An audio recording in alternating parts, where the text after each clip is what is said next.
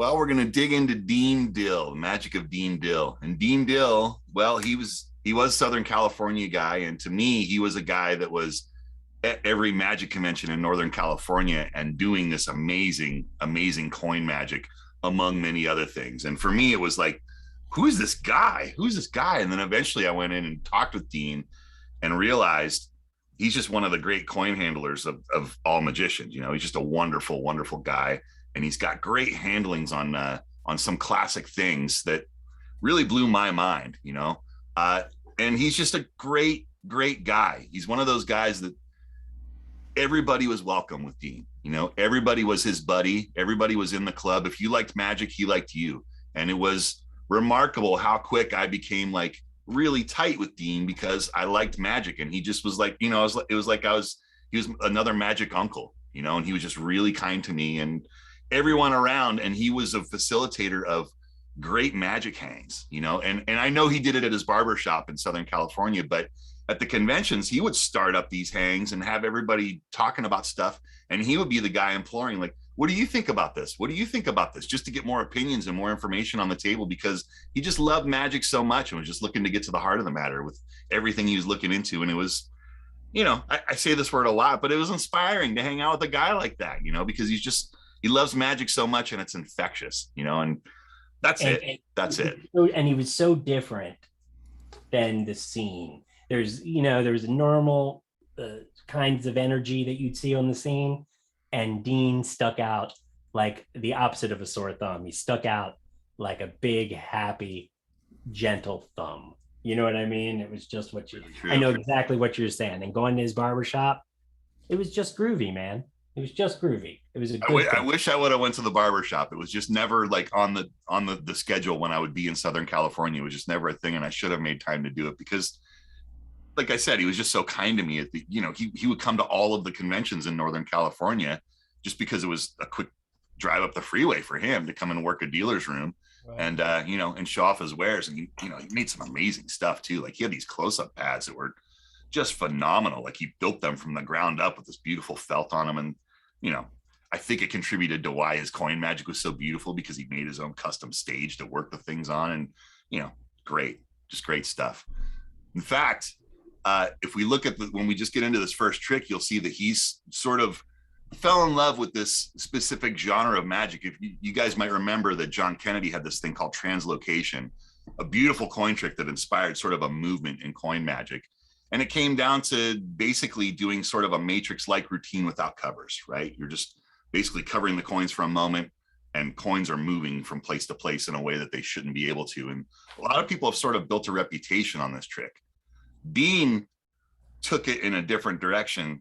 And what Dean Dill did with this was he just tried to make it as clean as he possibly could so that there was just no moves in the thing was the goal. And I think he succeeded. You'll see this first one. It's pretty wonderful. It's a very great version of this trick. That's, again, good inspiration. And we've been warned to turn up our volumes. Turn up your volume just a little bit. Yeah. He's going to be playing the heaviest magic metal that he can. It's true. In a row, that's 1, 2, 3, 4. Can y'all see it? Mm-hmm. Yes, sir. He looks pretty metal. One side of the table. Here we go.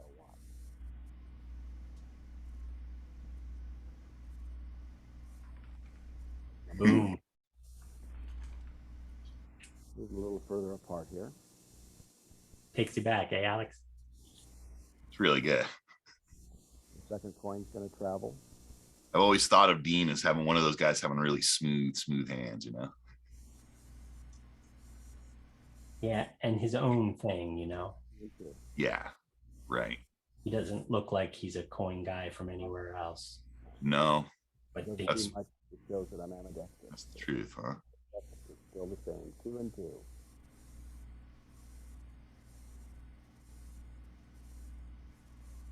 Three and 1.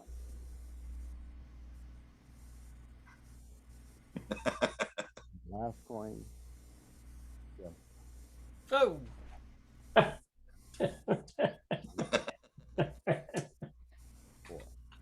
This is great. Very clean. He fixed a lot of moments in that trick and made it just a little bit more beautiful. It's really good, man.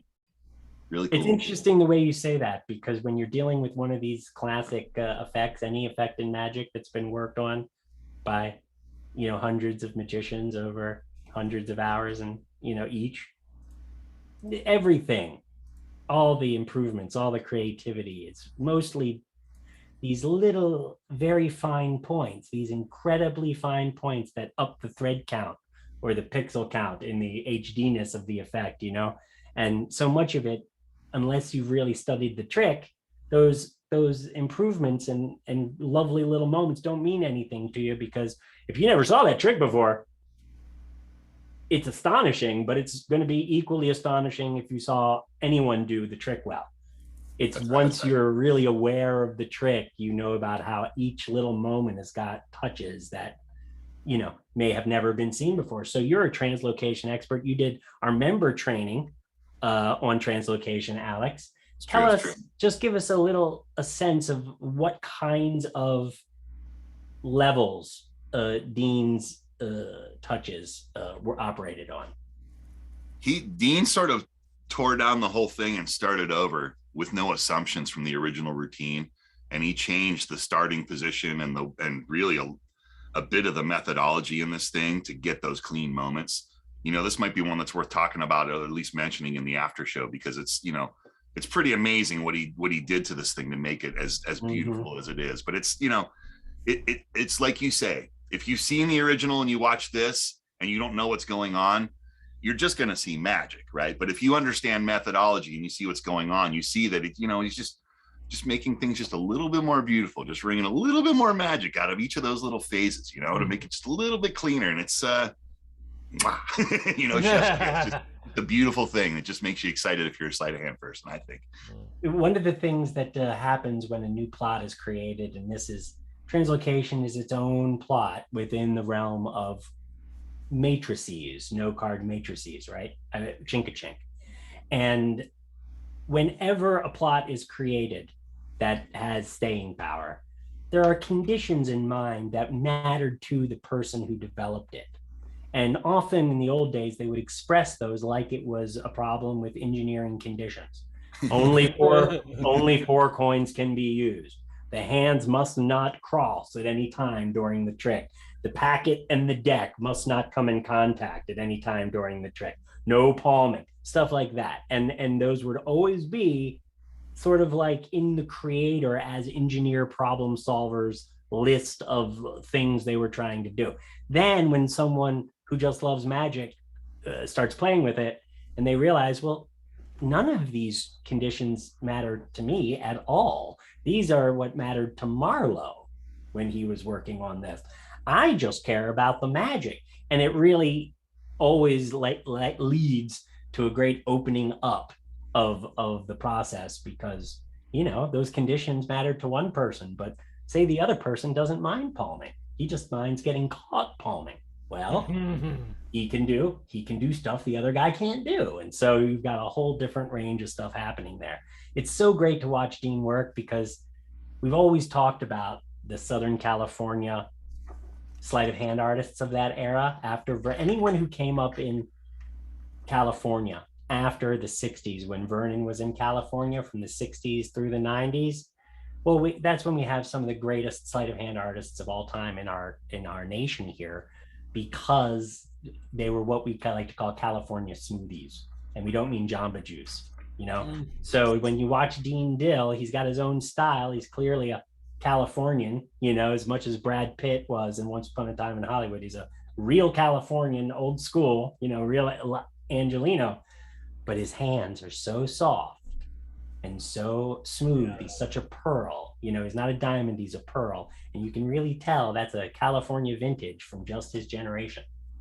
And it's funny that you mentioned that, because this next one we're going to get into, standard trick, but you're going to see all of these things that you're talking about just sort of personified. You're going to see the soft touch. You're going to see all of these handling choices that Dean makes. You're going to see it in this routine, this one routine. You're going to see things that are very familiar to you, but you're going to notice right away, this is that touch they're talking about. This is what Dean Dill is all about. So let's check this next one out.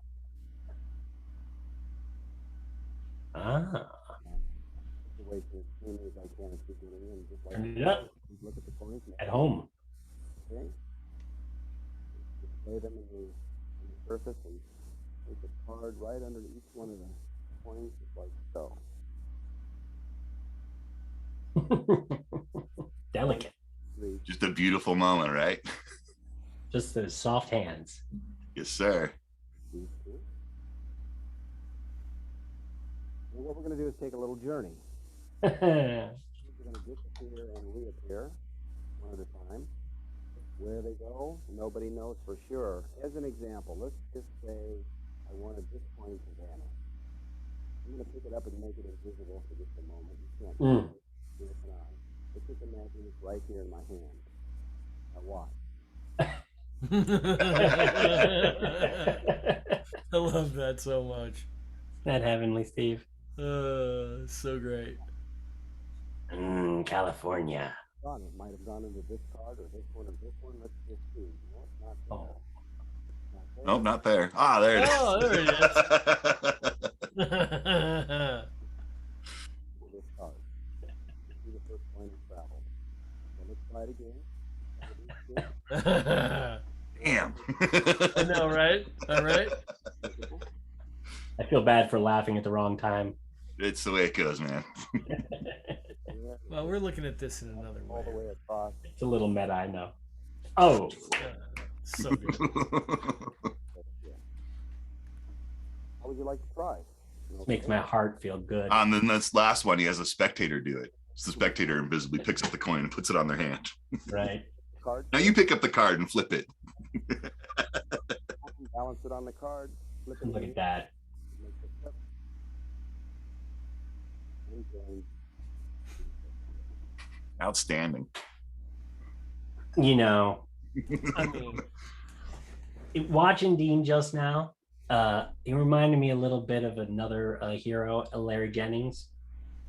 Big guys, big California, tough-looking guys, whose delicacy, whose gentleness with the magic was so soft and so magical. Like, so much of the magic in that and the magical feeling came from the way Dean handled things that were invisible, from the way he handled those invisible coins and the soft way. I mean, it was really just the essence of California smooth. It reminded me of Skinner and Jennings and all of what we come to believe is so wonderful about California. Alex, there's another thing, you know, Dean has that ace assembly he used to do, which I put a version of in the paper engine. But watching Dean work, he's taking this classic visual trick. It's a visual, stunning close-up trick with a lot of magic in it, but he's making it into a conceptual trick.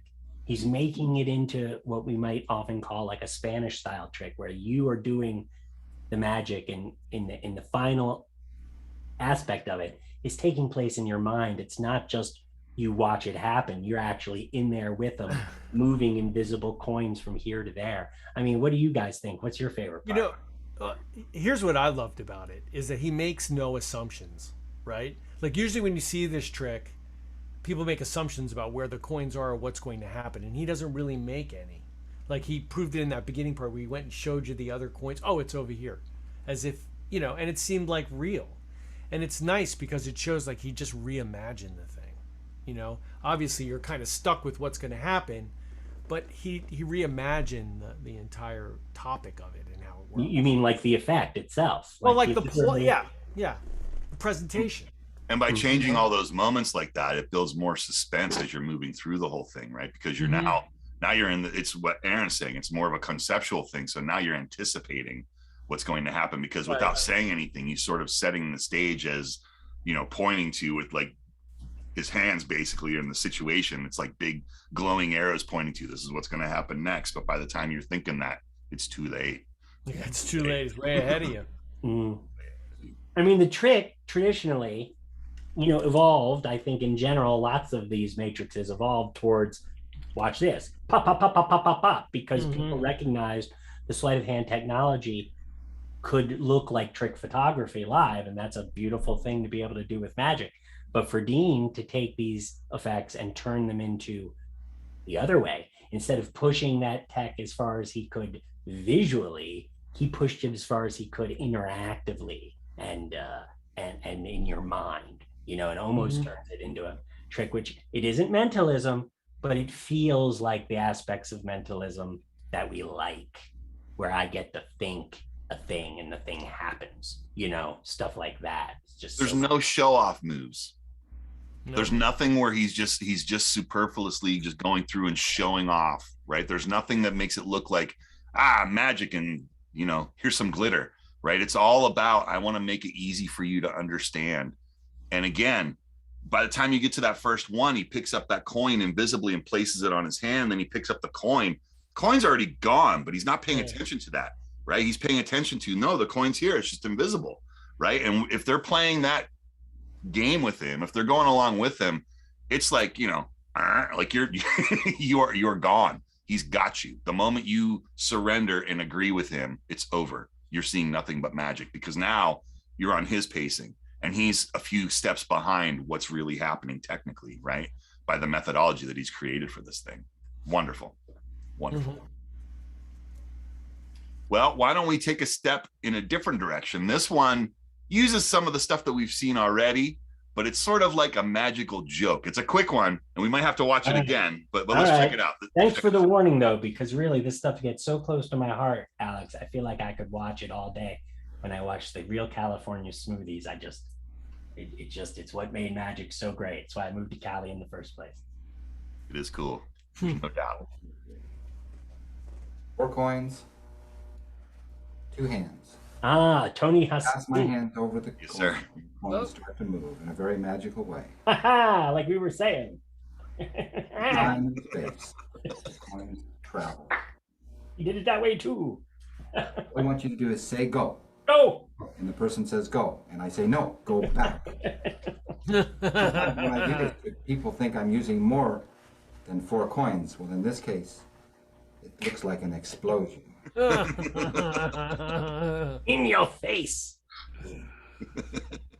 Watch carefully. Just play it again. Yeah, just do it again. We're rolling it again. One more time for the people. Hands. I'm going to pass my hands over the coins, and the coins start to move in a very magical way, from place to place. Through time and space, the coins travel.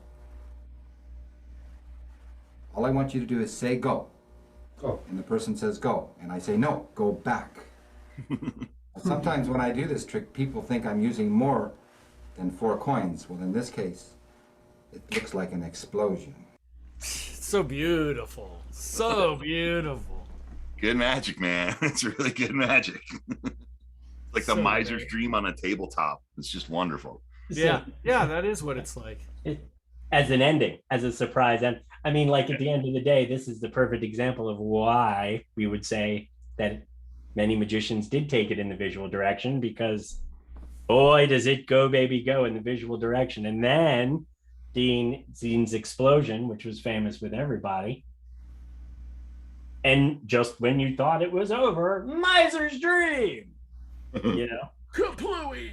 Kaplooey. So, well, that's interesting. Noel says that's an idea of Ray Cosby's. And of course, Ray Cosby, childhood friend of Billy Goodwin, long ago moved to the East Coast, but always was an offbeat thinker, and had many of the seminal ideas in that time period. Thank you, Noel. That was absolutely wonderful.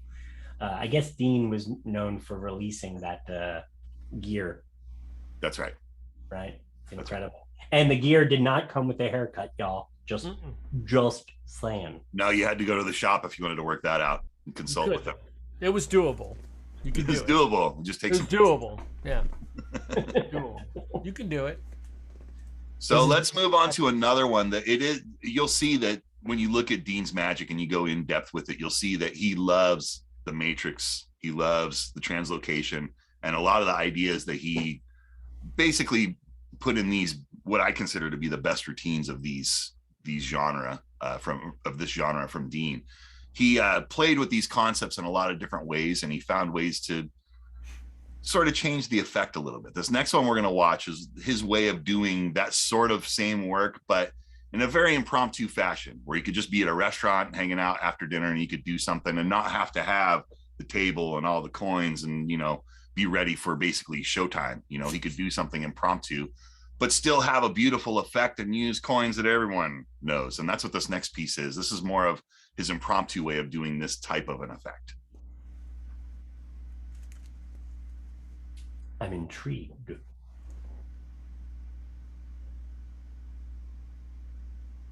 That's so funny.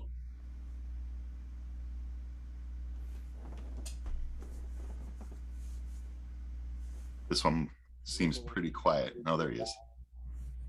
I get a little if I turn it way up. There's just a quarter. I'm going to place a quarter. So he's getting quarters here instead of half dollars or dollar size coins. Shiny quarters, bro. Third quarter. Yeah.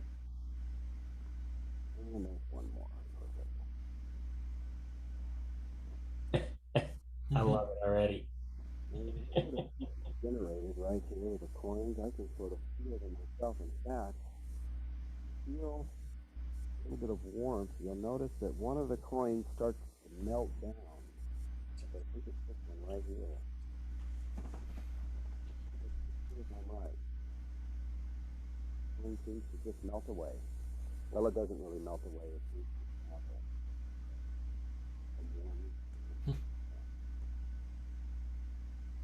Next one to go. There's two.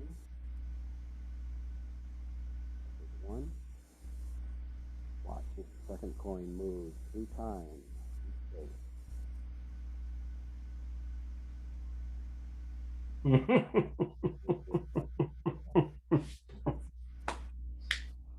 One to go. 3 and 1.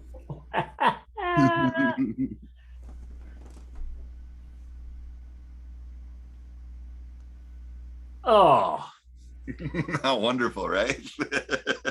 it's downright sensual, man. All right, one more. I'll tell you what, I'm going to do this one more time. Let's turn the napkin over so there's nothing underneath. No trap doors, no hidden compartments. And we're going to use 4 different coins this time. It's going to make it a little more. We're going to use a penny. So I'll place the penny right here. Let's use a nickel. We'll go for a nickel right over this corner. And a dime right here. And a quarter. In descending order, we have the quarter, dime, nickel, and a penny. So this is where I let the spectator do the magic. Okay, choose any one of the 4 coins. We have the penny, we have the nickel, we have the dime, and we have the quarter. Sir, which one would you like to go first? The dime. So the dime should be right here. Let's just see how the dime disappear under your command. Now that leaves the penny and the nickel and the quarter. Now, the dime has joined either the penny, the nickel, or the quarter. I think it's not joined the quarter, so we'll choose either the penny or the nickel. Which one would you like to see right now? The penny. The penny's right here. Let's just see. It just dissolves away. And of course, the nickel. If everything works out the way it's supposed to, we could have all 4 here, but then again, it's always nice to have a nice surprise. Anyway, I hope you enjoyed the trick. I have never seen that before. I've only ever seen Dean do it. It's pretty great, though. That's a great impromptu piece. I have never seen that before. That's great. It's a really sensual. It's very rare that you can say that a piece of close-up magic has got a sensual element to it, but it really does. You know, it's got a very, I don't know, it's a very, very delicate, interesting piece of magic. You know what I mean? It really draws your attention into it. You know, it's so funny. When I was a young magician, we would do magic sometimes with a silk handkerchief, and I wouldn't be alone in saying that when many guys learn how to do magic with a red piece of silk, they have to process how they're going to like introduce that in mixed company and feel good about that. But one thing about, and I know that might have been a napkin or whatever, but when you watch Dean, you watch a big, tough, well, you know, tattooed man, gentle giant though he may be, he can bust out whatever he wants. I don't think he doesn't have to have any trouble with how to make that play. Seems like This is he got really over that a long time ago. Totally. What effect is that? Where's that from? Is that his I don't know. plot? I have it in a collection of his that he put out around 2000 or so. So, it's a 21-year-old thing. It's probably a couple years older than that, I would imagine, being in that collection. I would imagine he had that thing kicking around for a minute before that. But he just referred to it as the dinner napkin trick. So there it is. I love it. I love it too. It's a really cool piece. So let's step into something else one here. More? We have one more, right? and this is one that Dean has become world famous for. Dean has passed on, but even as he's passed on, this is still one of those tricks that lives on that I see people doing all of the time. If you can get the prop, Dean handmade these things when he was alive, and it's just simply called Dean's box. I'll leave it at that. We should watch it because it's a wonderful, wonderful showpiece. Let's check this out. I think we're going to get more of that sensual magic as we explore Dean's box. That's true. Man, people love this trick. I've seen so many people love this trick. A lot of people love this trick. All right, here we go. Let's try something. Hey, with Pete a Hero. box and 2 pieces of rope. Would you please examine the rope? Make sure it's solid. You do the same. Make sure that the ropes have 2 ends in the middle. And if you'll hand me the middles, I'd appreciate it. Okay, good. There's a center and there's a center. Now, how would I link these 2 ropes together? The only way to link them is to drop one of the ends through the center, just like that. That's what you call a link. But let's just suppose I've left the ends out in full view and place the middles of the ropes inside the box. Make sure those ends do not leave your sight at any time. And something strange happens as these ropes go through the box. Because as the middles pass through the box, they actually pass through themselves on the way through. Now you may think to yourself, are they really linked? Are there some extra pieces of rope in the box? Is there some kind of little midget in there that unties the ropes and puts them back together? Maybe they're not linked at all. Maybe they just look like they are. But the fact is, we have 2 ropes that are now linked. So I'm going to break this down so that we can look at this in a different perspective. There's a middle, and here's a middle. 2 separate pieces. And in fact, let's just make this a little simpler by letting you view inside the box just to make sure everything's okay. Bob, would you reach inside there and make sure there's no panels or trapdoors or mirrors or anything like that? Just 2 pieces of rope. Same with you, Mr. Biro. Everything look okay? Yep. And to the audience. So, with that in mind, let's take the magic wand. Bob, I want you to do me a favor, and can you see that little loop right here? Put it right through that loop, and all the way through the other side. Perfect, just like that. Put them into lockdown. That way, the middles can't fall through the box and out the sides. But if you hold on to the ends, and you hold on to these ends, let me just slide these out for just 1 second. 1, 2, don't move. Now both pull slowly on the ends until you feel tension. Pull slowly until you feel tension. Keep pulling. You feel the tension? They must be linked. The only way we know for sure is to show you the link, and the audience gets to see the same picture. Wow. So you can let go of the ropes now. Thank you very much. And do you have any questions? I know. How is it done?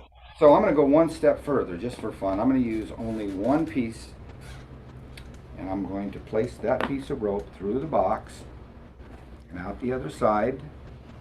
And the center of this rope is where, Bob? Right about where is the center of the rope? Right about there. So I'm going to move the center into the center. Okay, and I'm just going to tie the ends off just like this. So now we have a circle of rope and a solid ring. Make sure it's solid. And I'm going to take the ring and just toss it inside the box.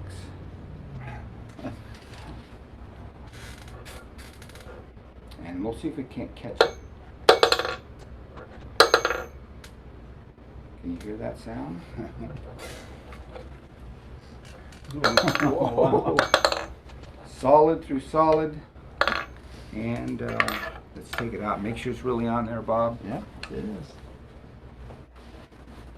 And that's the effect. That's great. And another nice little touch is that you can actually observe and look at the box, make sure it's okay. There's no trap doors.